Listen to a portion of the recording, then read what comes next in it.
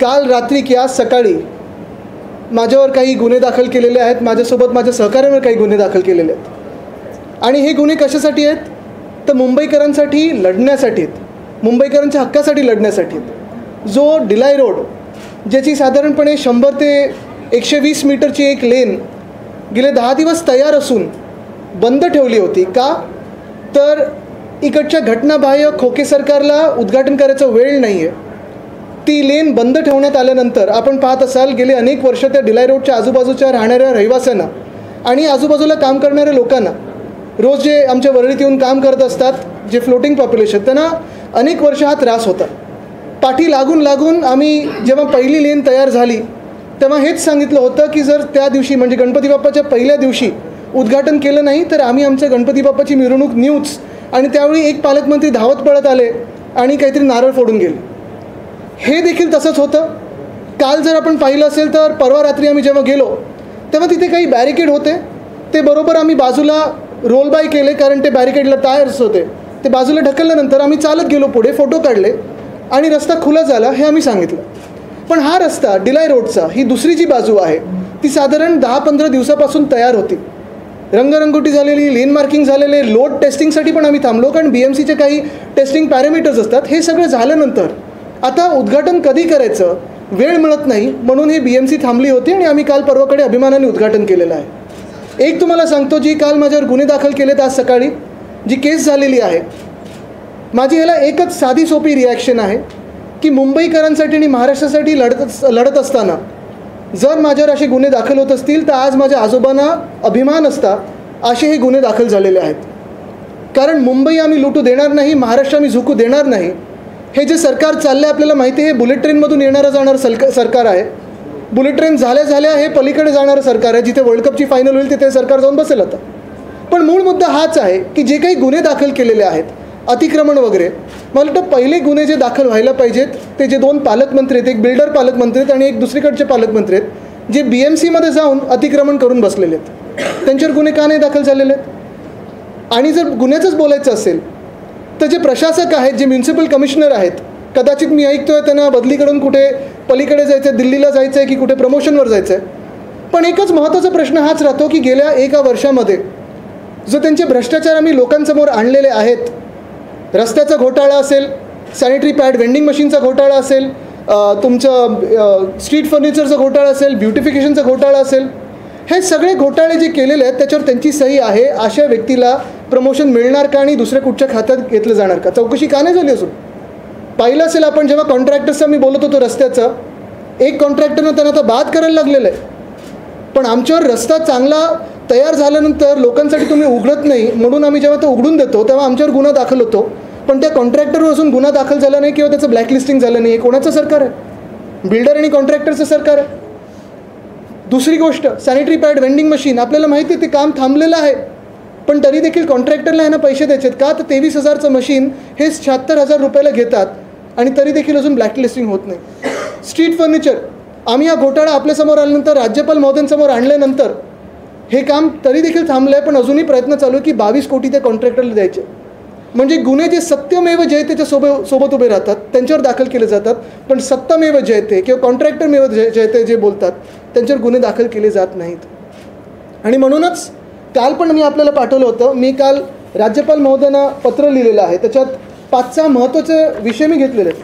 पण मला वाटतं त्या विषयांचा जो सार आहे तो एवढाच आहे की राज्यपाल महोदयांनी मुख्यमंत्री जे घटनाबाह्य आहेत, ज्यांचे आता थोडेच दिवस राहिलेले आहेत, 31 नंतर बाद होणार आहेत, त्यांना बोलून घ्यावं आणि थोडी समज द्यावी की राज्यात पण थोडं लक्ष द्यावं. नुसतं घराघरा फिरता, इतर राज्यांमध्ये तुम्ही प्रचार करायला जाता, घाणेरडं राजकारण व्यस्त असता, पण राज्यात थोडं लक्ष द्यावं. कारण 2-4 उदाहरणं तुमच्यासमोर आणतो मी. पहिली गोष्ट म्हणजे आपल्याला माहिती आहे परवाकडेच नवी मुंबई मेट्रो ही सुरू झाली. पण ही कधी सुरू झाली?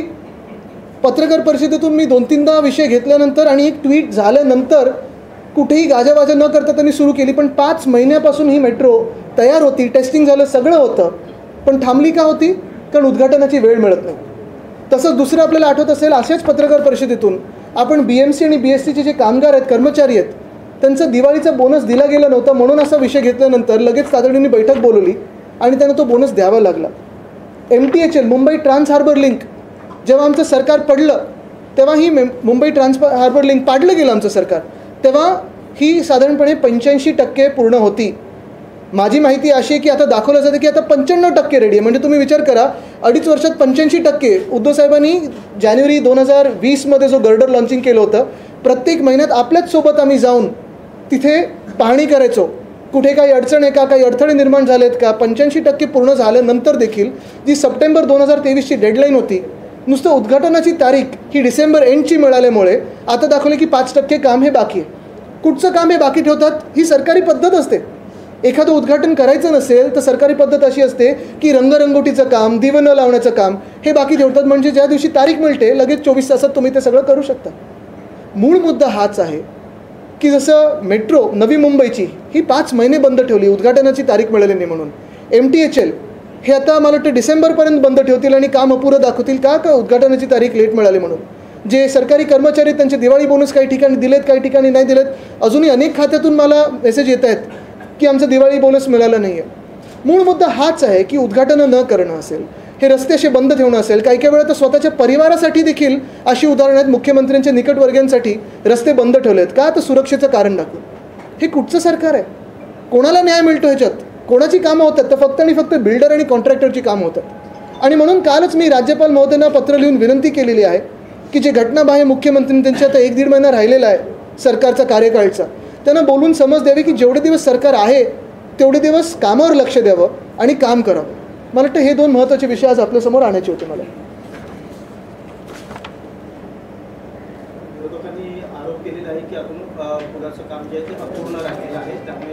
चला ना आपण आत्ता जाऊया आणि पाहूया. आत्ता त्यांनी सांगितलं 2 दिवसात खुले करतात. आम्ही सगळं बघा, प्रत्येक गोष्ट वेदांता फॉक्सकॉनपासून आत्तापर्यंत सगळे जे विषय घेतलेले आहेत ते अभ्यासपूर्व विषय घेतलेले आहेत. खोलाचा अभ्यास केलेला आहे. कुठेही एक खोके सरकार आम्हाला खोडू शकलेलं नाही आहे. आणि म्हणून तुम्हाला सांगतो की ज्या माझ्याच मतदारसंघात आहे, पहिलं तर गुन्हा दाखल करणं हा एवढी गमतीची गोष्ट झालेली आहे. कारण माझ्या मतदारसंघात असताना, मी स्थानिक आमदार असताना, तिथे पूल तिथे गेल्यानंतर माझं काही अधिकार नाही तिथे जाऊन पाहणी करण्याची किंवा तो रस्ता बाजूला करून उद्घाटन करण्याची. आम्ही लोड टेस्टिंगसाठी थांबलो, त्यांचं रंगरंगोटी होती त्याच्यासाठी थांबलो. प्रत्येक महिन्यात तुम्हीच माझ्यासोबत आलेला तिथे पाहणी करायला. आत्ता दाखवतो तुम्हाला परत. कदाचित तुमच्यावर पण गुन्हे दाखल होऊ शकतात. पण बघा कुठच्या प्रकारचा गुन्हा, एकदम सिरियस प्रकारचा असेल तर तुम्हाला भाजपात घेऊन मग मुख्यमंत्री उपमुख्यमंत्री बनवलं जाईल. VIP-साठी लोकांचे हाल होत आहे, मुख्यमंत्री प्रशासन चालवायला सक्षम नाही असं पण आपण म्हणताय. नक्कीच. नेमकं काय आपण पहा, ह्याच्यात काय झालेलं आहे, गेले 1-1.5 वर्ष हे खोके सरकार बसल्यानंतर, हे घटनाबाह्य मुख्यमंत्र्यांनी खुर्ची हडप केल्यानंतर, अतिक्रमण केल्यानंतर, Vedanta Foxconn, medical device park, bulk drug park, Airbus Tata हे सगळे उद्योग तर गुजरातला पाठवले गेलेच. पण ह्याच सोबत जर आपण पाहिलं तर नवी मुंबईची मेट्रो असेल, ती 5 महिने अशीच टांगून ठेवली होती. लोकांचे हाल झाले का, तर ती मेट्रो तयार असून वापरू शकत नाही. आमचं डिलाय रोडचा पूल तसाच आहे. गोखले ब्रिज बनवून परत तुम्ही खोदलात, पहिलं तर पाडलात का? ह्याच्यावर 2 जे रिपोर्ट आहेत ते अजून पब्लिक झाले नाही आहेत. स्ट्रीट फर्निचरचा घोटाळा असेल, रस्त्याचा घोटाळा असेल, रस्ते मुंबईचं जर तुम्ही पाहिलं असेल, एवढी भयानक परिस्थिती करून ठेवली आहे. सगळीकडे खोदकाम केलं आहे, पण रस्ते कुठेही झाले नाहीत. हे 5च्या 5 कॉन्ट्रॅक्टर खरं बाद केले पाहिजेत आणि अधिकाऱ्यांपासून सगळे जेलमध्ये गेले पाहिजेत. पण आज आपण पाहताय की बिल्डरची बाजू घेण्याची, कॉन्ट्रॅक्टरची बाजू घेण्याची, सगळे आपण प्रदूषणावर लिहिताय, पण उत्तर कुठून आले का? कोणा सरकारमधून? कुठूनच नाही आले. आणि म्हणून मुख्यमंत्री तर अकार्यक्षम आहेतच, त्यांना नुसतं राजकारण जमतं, घाणेरडं राजकारण. पण महत्त्वाची गोष्ट हीच आहे की माझी हीच विनंती राहील की राज्यपाल महोदयांनी त्यांना बोलून समज द्यावे की थोडं कामावर लक्ष द्या. आता तुम्ही बघा, जसं हा रस्ता बंद ठेवला, मुख्यमंत्र्यांच्या परिवारासाठी तो रस्ता बंद ठेवला नव्हता. अजूनही तो कॉन्वॉय जाताना त्यांचा काही रस्ते बंद करतात. मग एका वेळी जे आम्हाला भाजपाने सांगितलेलं की आम्हाला लाल दिवे नको आहेत आणि VIP कल्चर नको आहे, हे मग कुठचं कल्चर आहे? काम अर्धवट होतं आणि काम अर्धवट राहिल्यामुळे प्रवाशांच्या आणि नागरिकांच्या जीवाला धोका निर्माण होऊ शकतो, असं याच्यामध्ये. प्रवासी आणि नागरिकांच्या जीवाला धोका निर्माण होऊ शकतो. मग जे लोक ज्यांनी हिंदू सम्राट बाळासाहेब ठाकरे समृद्धी महामार्ग तिथे उद्घाटनाला होते, नंतर जे जीव गेलेत, मग गुन्हा कोणावर दाखल करायचा? MSRDC सर झालाय गुन्हा दाखल, मुख्यमंत्र्यांना झालाय गुन्हा दाखल. मुख्य गोष्ट हीच आहे की आपण पाहणी करताना, आणि आत्ता पण तुम्ही आत्ता सध्या स्थिती जाऊन पहा, पूर्ण काम झालेलं आहे, एकसुद्धा काम बाकी नाही. जसं मी सांगितलं की पूर्ण अभ्यास करून आम्ही हे काम करत असतो. आता कुठेतरी जाऊन कोणीतरी BMCचा खड्डा खोदून आलं तर मला माहीत नाही. पण हां, कधी कधी जसं मी तुम्हाला परत एकदा सांगतो, MTHLचं काम जे आहे ते तुम्हाला अपुरं दाखवतील, मुंबई ट्रान्स हार्बर लिंकचं. कारण उद्घाटनाची तारीख डिसेंबर मिळाली, तर सांगतील लेन मार्किंग नाही झालं आहे, लोड टेस्टिंग बाकी आहे. ह्या सगळ्या गोष्टी हे नाटक असतं. आदित्यजी, सरकारी कामात अडथळा आणल्याचा तुमच्यावर नाही, तो गुन्हा नाही दाखल केला त्यांनी अतिक्रमण आरोप आहे. हा आरोप आहे. पण तुम्हाला असं वाटतं का की पोलिसांनी जो गुन्हा दाखल केलेला आहे तो पूर्णपणे प्रामाणिकपणे केलेला आहे की त्यांच्यावर काही राजकीय दबाव आहे? तुम्हाला आता दोन गोष्टी याच्यात. हा, आणि दुसरं, हा जो गुन्हा दाखल झालेला आहे त्याला तुम्ही कायदेशीर दृष्ट्या फेस करणार आहात की पक्ष म्हणून काही आंदोलन होणार? ह्याच्यात पहिली गोष्ट जे आपण सांगितलं ना, अडथळा, ॲक्च्युली जो अडथळा निर्माण होतोय तो ह्या घटनाबाहेर सरकारकडून होतं. सरकारी कामं जी आहेत ती आपण पाहताय चालू असतात. MTHLचं उद्घाटन न होणार का, तर क्रेडिट पाहिजे. डिलाय रोडचं उद्घाटन न होणार का, तर क्रेडिट पाहिजे. नवी मुंबई मेट्रो का, तर क्रेडिट पाहिजे. काल परवाकडेच काही अधिकारी ज्यांनी नवी मुंबईच्या मेट्रोवर खूप काम केलं त्यांच्याशी मी फोन करून त्यांचं अभिनंदन केलं की आता झाली सुरू. तर त्यांनी मला हेच सांगितलं की आदित्यजी तुमच्या ट्विटमुळे हे सुरू झालेलं आहे, तर अडथळा मी खरं दूर केला आहे, तर तो गुन्हा असेल तर चांगलं आहे. दुसरी गोष्ट म्हणजे जे केसला आता लढायचं आहे, मी तर सांगतो, परत एकदा सांगतो की अशा जर केसेस माझ्या महाराष्ट्रासाठी लढण्यावर, मुंबईसाठी लढण्यासाठी होत असतील तर आज माझ्या आजोबांना अभिमान असता. आणि जर मला ह्याच कारणासाठी फासावर जरी लटकवायचं असेल तरी लटकवा, पण महाराष्ट्राला झुकू देणार नाही आणि मुंबईला लुटू देणार नाही. मला वाटतं काल परवापर्यंत आपण जर पाहिलं असेल तर जे आतून मला कळतं की ही केस टाकायची नव्हती, कारण केस बनतच नाही. कुठेही हानी झाली नाही, कुठे नुकसान झालं नाही, 1 रुपयाचं कोणाचं नुकसान झालं नाही. पण दबाव एवढा होता की काही CMO मधल्या जवळच्या नातेवाईकांनी असेल, लोकांनी असेल, फोन करून सांगितलं की हेच टाकली नाही तर बदली करू. ठीक आहे, मला त्या अधिकाऱ्यांबद्दल सहानुभूती आहे, पण निश्चितपणे कुठेही सुडाचं राजकारण न करता जे आमचं सरकार येणार आहे, जे भ्रष्टाचारी आहेत त्यांना जेलमध्ये टाकल्याशिवाय मी राहणार नाही. आणि हे आम्ही सतत बोलतो म्हणून त्यांच्या मनात एवढी भीती बसली आहे. 2 फॉरेन ट्रिप त्यांना रद्द करायला लागले, 1 मेट्रोचं उद्घाटन करायला लागलं, बोनस द्यायला लागला. ट्विटचा इम्पॅक्ट आहे. आपले काही पदाधिकारी आज नामजोशी मार्ग पोलीस स्टेशनला पोहोचले आहेत, तर पक्ष म्हणून काही आंदोलन होणार? मला बोलवायचं, चला मीच येतो, आपण सोबत जाऊया. जर मुंबईकरांसाठी लढत असू, महाराष्ट्रासाठी लढत असू, तर गुन्हा काय त्याच्यात? आणि लोकांच्या हिताचं काहीतरी करत असू, कोणाचं नुकसान न होता, तर मग गुन्हा काय? मेट्रो कारशेडचं काम आदित्य ठाकरेंमुळे रखडल्याने 10,000 कोटी सर्वसामान्यांचे नुकसान झालं असं प्रतिक्रिया येते विरोधकांना. कोणाकडून? मनीषा गांधी असं बोलतायत.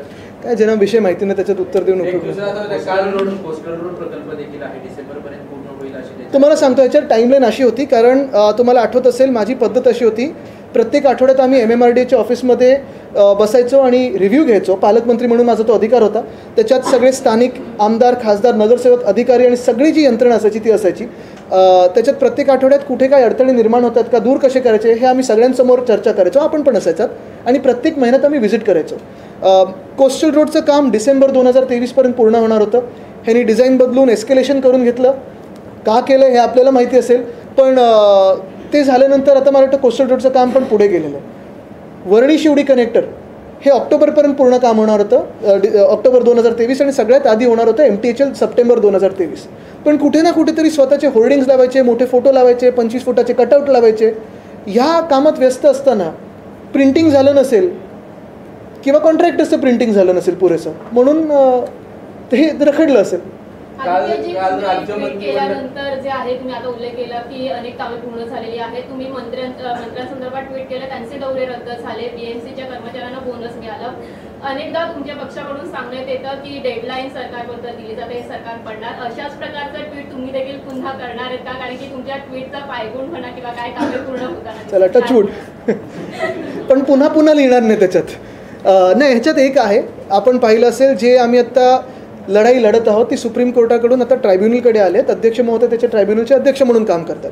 आणि हीच अपेक्षा आहे की जर कायद्याप्रमाणे केले आणि संविधानाप्रमाणे केले तर 40 गद्दार हे बाद होणार म्हणजे होणारच, आणि हे सरकार पडायला पाहिजे. कदाचित ते निर्णय त्यांच्या आता मनाप्रमाणे देऊ शकतात, राजकारणाप्रमाणे देतात की संविधानाप्रमाणे देतात. संविधानाप्रमाणे दिलं किंवा जी आम्हाला सुप्रीम कोर्टाची तारीख मिळाली त्या तारखेनुसार हे सरकार बाद होणार म्हणजे होणार. आता ट्विट पण करीन, म्हणजे आता त्याचं जे परिणाम आहे तो व्हायला पाहिजे. वारंवार एक टीका होत होती की आदित्य ठाकरेंवर एक पण गुन्हा दाखल नाही. आता एक गुन्हा दाखल झालाय, आलो ना आता. पहिलाच गुन्हा आहे का तुमच्या? सरकार पडल्यानंतर अजून गुन्हे दाखल होणार नाहीत, कारण आम्ही वेळच्या वेळी उद्घाटन करून लोकांची कामं वेळेत करू. काल राज्य मंत्रिमंडळाची बैठक होती. या बैठकीला 12 मंत्री गैरहजर होते आणि दुष्काळाविषयी आढावा बैठका देखील त्या मंत्रिमंडळाच्या बैठकीत होणार होत्या आणि त्यात 6 मंत्री असे होते की त्यांचे तालुके हे दुष्काळग्रस्त जाहीर केले आहेत. एक मला वाटतं सवय अशी की प्रत्येक बैठकीत मंत्रिमंडळाच्या पीक पाणी जे असतं त्याचा एक आढावा घेतला जातो. आणि ह्याच्यात आपण पाहिलं असेल की काल जसं मंत्रिमंडळासाठी ह्या लोकांना वेळ नव्हता, तसंच मराठा आरक्षणाची जी महत्त्वाची बैठक होती त्याच्यात एक उपमुख्यमंत्रीच नव्हते, ते बाहेरगावी होते. महत्त्वाची गोष्ट हीच आहे की इतर राज्यात प्रचार नक्की करा, पण आपल्या राज्यात आणि कधी कधी घटनाबाह्य मुख्यमंत्र्यांच्या स्वतःच्या डिस्ट्रिक्टमध्ये, जिल्ह्यामध्ये जेव्हा एखादं काम महत्त्वाचं असतं मेट्रोसारखं, त्याच्यासाठी 5 मिनटं तरी ठेवा. कुठच्या दुसऱ्या कामावर उद्घाटन करायचं क्लब तरी करा, व्हिडिओ कॉन्फरन्सिंग करा, काहीतरी करा. पण लोकांना कशाला अडथळे निर्माण करता. आणि ज्याच्यासाठी तुम्ही हे सरकार काबीज केलं आहे, 50 खोके देऊन आमचं सरकार पाडलं आणि जे हडप केलं तुम्ही सरकार आणि मंत्रालय, तिथे बसून कामं तरी करा. राज्यात सध्या ओबीसी आरक्षण आणि मराठा आरक्षणावरून कुठेतरी 2 समाज एकत्र उभे ठाकलेत अशा पद्धतीची परिस्थिती आहे. एकीकडे भुजबळ वक्तव्य करतात, दुसरीकडे जरांगे पाटील. काय नाही, मला वाटतं ह्याच्यात मी आत्ता जाणार नाही, कारण तो विषय खोल आणि महत्त्वाचा आहे. त्याच्यावर वेगळी एक पत्रकार परिषद घेणं गरजेचं आहे. पण आजचा जो विषय आहे तो मी ह्यापुरतंच ठेवतो, कारण जसं मी सांगितलं ना की पुन्हा एकदा सांगेन की मुंबईकरांसाठी लढताना, महाराष्ट्रासाठी लढताना जर गुन्हा होत असेल तर मला अभिमान आणि माझ्या आजोबांना देखील अभिमान असणार, प्रत्येक शिवसैनिकाला आणि आईवडिलांना अभिमान राहील, कारण त्यांचा मुलगा हा महाराष्ट्रासाठी आणि मुंबईकरांसाठी लढतो. त्याच्यावर मी दिले बाईट आणि सगळीकडे आलं सुद्धा. आता कुठे परत बोलू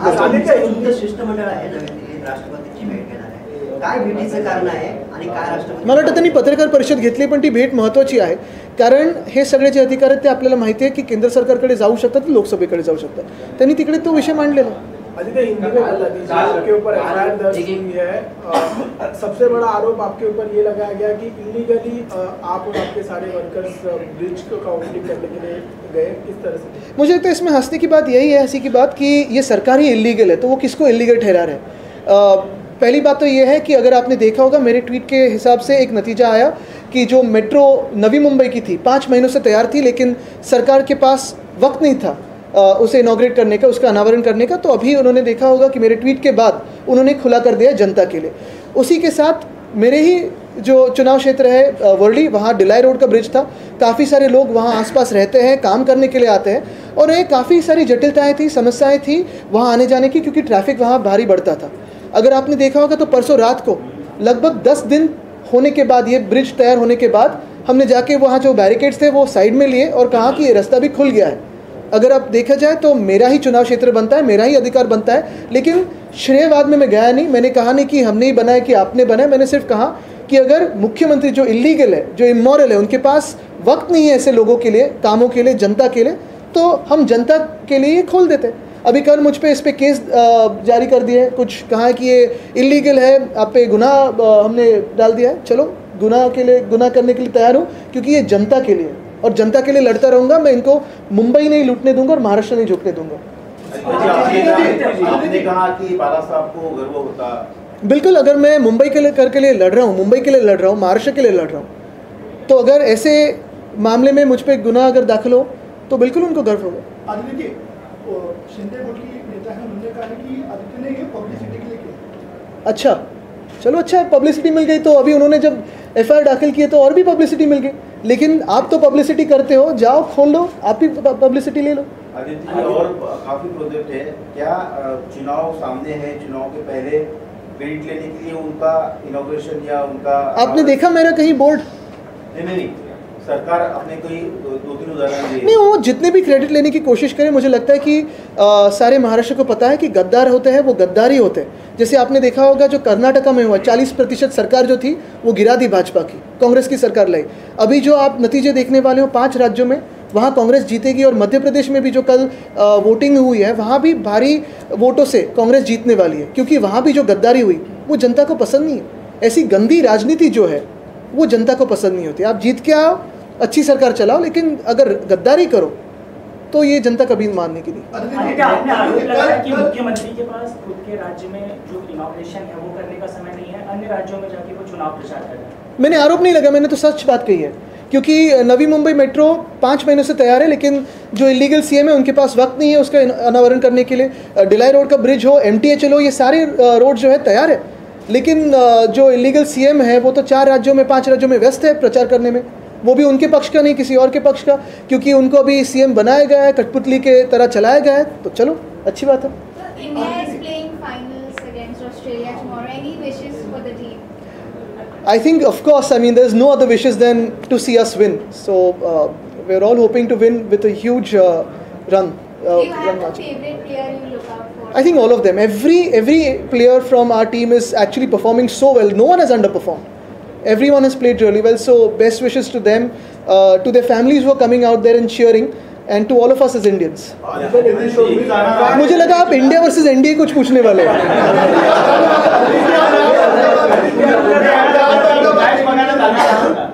तुम्ही परत गुन्हा दाखल करून घेणार आहे का अतिक्रमणाचा? चलो, थँक्यू.